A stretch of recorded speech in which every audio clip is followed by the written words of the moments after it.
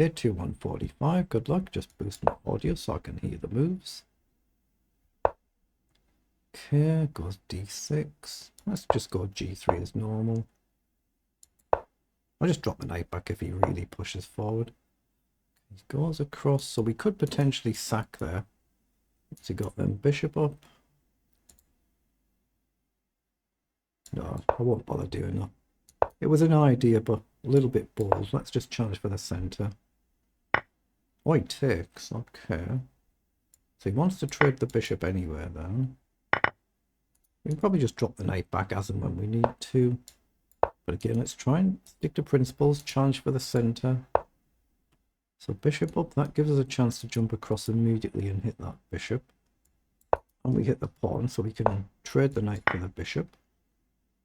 So I guess we'll bring the knight across now to a natural square on f3. Well, he's often to trade that as well. Now if I trade here, he gets a check and he can take the pawn. So I think I should just bring the knight to f3 as planned here. Maybe b3 at some point. Queen down is not a move right now, so let's do that and try and develop our bishop onto the diagonal. Okay, so he's trying to prepare to launch in the center. We could go right up then, I suppose, but no, I'll just go to b2 as planned. I probably need to spend a move dropping my king back here. So now, if any trades happen in the center, there's no direct one move check. So maybe knight across. Oh, well, he's offering a trade that way. So does he want pawn across? So I could trade with the bishop instead, couldn't I? I think I prefer that actually. Trade with a bishop and keep the knight v knight. Get out of the way. My knight covers this square, so his rook can't jump in. We attack the knight in one move. And we can now challenge for the center with the rook. He's looking to trade everything. Okay, so here, what does he do? Queen?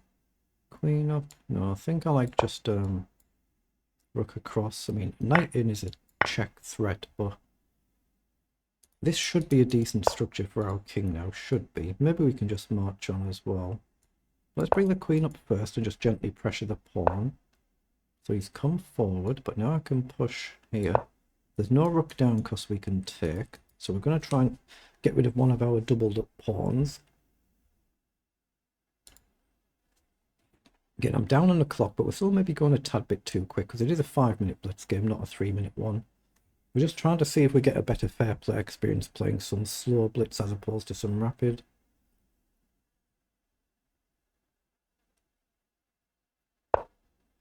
Okay, so he comes forward. So I can obviously take, and then take here. And he's going to get an isolated pawn either way, so that's got to be good for us as a principle. And just take here. Maybe he gets rook across at the end. But then I can push the pawn on, right? So if he plays a trick like rook across, I push the pawn on. So he's got the isolated pawn. So here, if he comes down, we can take, he takes. Then we can maybe just drop the rook back, or we can go here and go after these pawns. It's risk and reward in it, but I've got to develop the rook, so I'm going to have to let him come down here. I can't really stop that. Oh, he's gone to guard. So now can we play f4? If he pushes, we just bring our king behind. He can't take, so we play king up. So take, take, take. He comes up, king up, he takes, and we get the opposition. It's probably still level. It's hard to win, isn't it? But I'm going to play it. Oh, he has pushed down. He's gambled. He's playing for the win now. So I'm going to bring the king behind the pawn. But I think I'm going to try and go for the open file first before he gets to it. But now I'm going to try and come up here. And then at some point try and edge forward to stop his king guarding his pawn. So that's what he's aiming for, is he to try and come in. Well, I'm going to go here and just try and win the pawn. So take. I don't think he can trade the rook now, but he has. So now surely I just try and work with my extra pawn here and march forward. And even if I lose the pawn, I'm quicker on this side to just come back. So we're going to try and blast through this side. We've got a little bit of time, haven't we, to try and figure it out. Now I'm probably forced to take there and he'll take back. So have I made a mistake? I could check here as well. Takes, check, across, across. Surely he runs out and moves first. I think he does. Here, check, takes, or here, takes. If I go this way, I can reserve this pawn move. So I've still got a pawn move in hand, but I'm going to try and let my opponent run out of moves first. He should run out of moves first, and then we should be able to play king up and collect, if I've calculated it correctly. But we had a game like this not long ago, didn't we? So here now, what does he do? If he pushes, we just take, take, take. So here, if he pushes, we just check across here, and he has to move. So I think we just lock it down. And he needs a lot of moves to get in, so he'll need, when he gets his king here, he needs 1, 2, 3, 4, 5, 6, 7, 8 moves to queen. So here we just push up and we march our king across. Or we go this way and we march the pawn up. It should be a win barring mishaps, but mishaps do happen, of course, at our level. Here, it was all down to that pawn though. So here he comes back, so I just march forward here. And now I just push on, and eventually we're going to collect the pawn. And now I can collect the pawn and keep this one. Okay, that was a very good finish, wasn't it? Just to do with that centre pawn. Let's just see how it was in engine language, though. So it's 44 moves. They're the move times for both players there. But it was all around that centre pawn. Let's just see if we've made any mistakes, especially in the opening. Anything to learn from, or indeed that endgame technique. But we had a rapid game like that not long ago with a similar ending. You see, Zuckertort opening perk invitation. If you click on that, it'll bring some puzzles up. Yeah, so it's changed here at move 26. That's where it's been basically flatlined up there. We were never really worse in the game. So we played, what, 95 versus 89 on the accuracy and just that one blunder. So let's just have a quick flick through. Just that one blunder has basically settled the game.